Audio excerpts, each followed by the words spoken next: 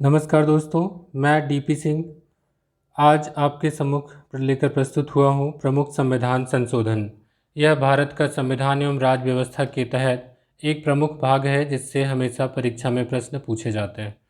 तो हम लोग प्रमुख संविधान संशोधनों पर चर्चा करेंगे जो प्रारंभ से लेकर के वर्तमान में 2019 तक जो संशोधन किए गए हैं उन पर चर्चा करेंगे। तो आइए पढ़ते हैं। प्रथम संविधान संशोधन अधिनियम 1951। इसके अंतर्गत चंपकम दो रायराजन बनाम मद्रास राज्य में सर्वोच्च न्यायालय द्वारा अवैध घोषित पिछड़े वर्गों के आरक्षण, जिनमें शिक्षण संस्थाओं को वैध करना व संपत्ति के अधिकार को सीमित कर भूमि अधिकारों को न्यायिक समीक्षा से मुक्त करने के लिए 9वीं अनुसूची जोड़ी गई। सातवां संविधान संशोधन अधिनियम 1956। इसके तहत राज्यों का पुनर्गठन 4 श्रेणियों में बटे राज्यों के वर्गीकरण को समाप्त करते हुए उन्हें राज्यों एवं केंद्र शासित प्रदेशों में बांटा गया। अगला प्रमुख देखते हैं 10वां संविधान संशोधन अधिनियम 1961। इसके तहत दादर एवं नागर हवेली को भारत में सम्मिलित किया गया। नेक्स्ट 12वां संविधान संशोधन अधिनियम 1962। इसके अंतर्गत गोवा, दमन एवं दीव को भारत में शामिल कर लिया गया। आइए बात करते हैं 24वें संविधान संशोधन अधिनियम 1971 की। राष्ट्रपति अनुच्छेद 368 के तहत पारित किए गए संविधान संशोधन विधेयक पर अनुमति देने के लिए बाध्य होगा।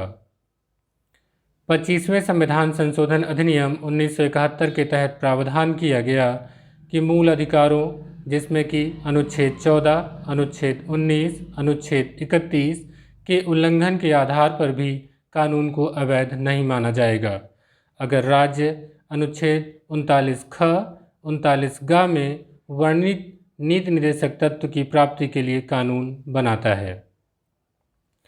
31वें संविधान संशोधन अधिनियम 1973 के तहत यह वर्णित है कि लोकसभा सदस्यों की संख्या 525 से बढ़ाकर 545 की गई तथा केंद्र शासित प्रदेशों का प्रतिनिधित्व 25 से घटाकर 20 कर दिया गया। आइए देखते हैं 35वां संविधान संशोधन अधिनियम 1974 क्या कहता है। तो इसके तहत सिक्किम को संयुक्त राज्य के रूप में भारत में शामिल किया गया। इसी का अगला जो संविधान संशोधन अधिनियम आता है 36वां संविधान संशोधन अधिनियम 1975। यह सिक्किम को भारत में पूर्ण राज्य के रूप में शामिल किए जाने का प्रावधान करता है। अगला प्रमुख देखते हैं 42वां संविधान संशोधन अधिनियम 1976। इसके तहत यह संशोधन किया गया कि इसमें प्रस्तावना में 3 शब्द जोड़े गए: समाजवादी, पंथनिरपेक्ष और अखंडता। इसी प्रकार मौलिक कर्तव्यों को जोड़ा गया जिसके अंतर्गत एक नया अनुच्छेद 51 का जोड़कर 10 मौलिक कर्तव्य जोड़े गए। इसी के बाद अगला संविधान संशोधन होता है 44वां संविधान संशोधन अधिनियम 1978।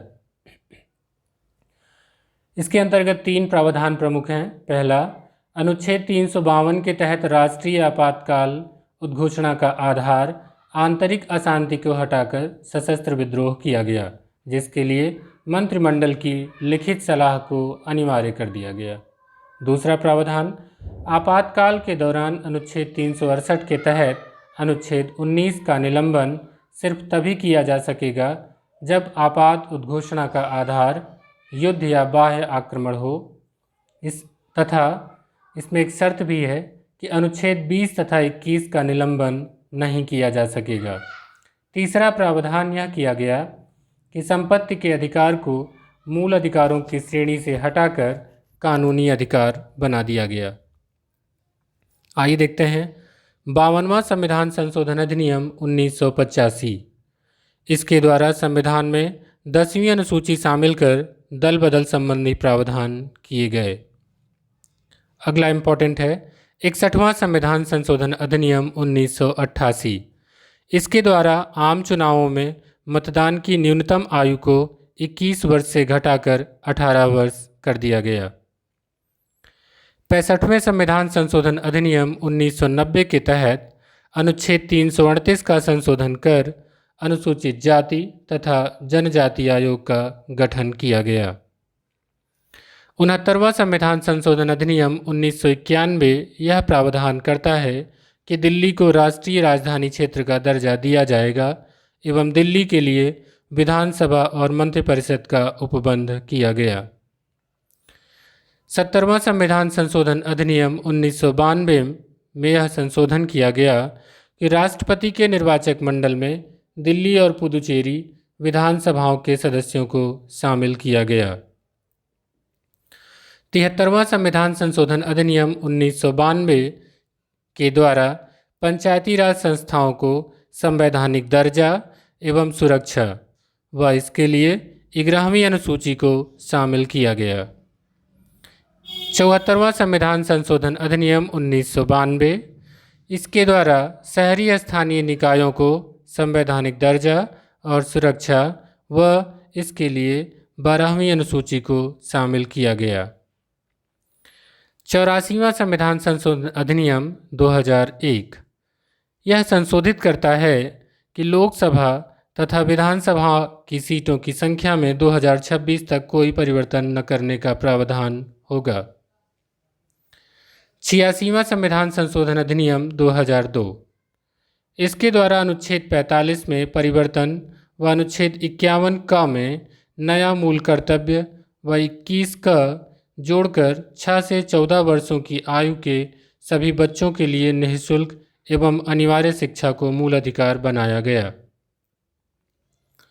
89वां संविधान संशोधन अधिनियम 2003 इसके तहत अनुसूचित जनजाति के लिए पृथक राष्ट्रीय आयोग की स्थापना की गई। 91वां संविधान संशोधन अधिनियम 2003 इसके तहत केंद्र तथा राज्य में मंत्रिपरिषद की अधिकतम संख्या क्रमशः लोकसभा तथा संबंधित विधानसभा की कुल सदस्य संख्या का 15% होगा।